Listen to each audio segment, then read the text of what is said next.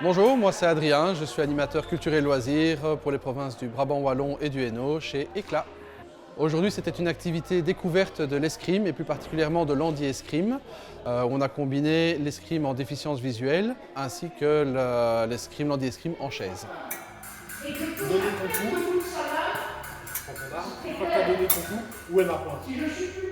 Bonjour, je m'appelle Marie, j'ai 43 ans, je suis malvoyante et je fais cette activité avec Éclat et le club d'escrime. C'était vraiment très intéressant, je ne connaissais pas du tout ce sport.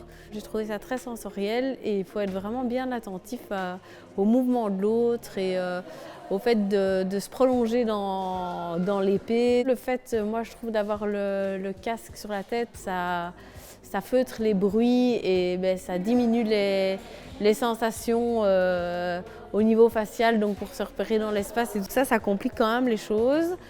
Alors chez Éclat, au niveau des loisirs, on fonctionne avec des groupes d'animation. On a des volontaires voyants et déficients visuels qui proposent plein d'idées. Et en l'occurrence ici, c'est une volontaire déficiente visuelle qui a proposé l'activité, qui a pris les premiers renseignements avec le responsable du club d'escrime de Namur. Et puis après, on a finalisé ça ensemble, on a organisé l'activité et puis on était super bien accueillis.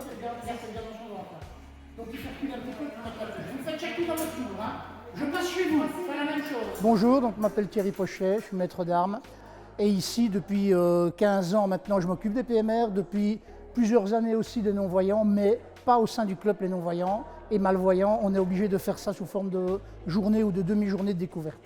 D'abord, il y a le bruit, donc on ne peut pas les intégrer en même temps que les valides. Et on ne sait pas non plus les faire venir à des horaires parce qu'ils viennent un peu de partout. Nous, c'est faisable, mais eux, le problème, c'est les transports en commun.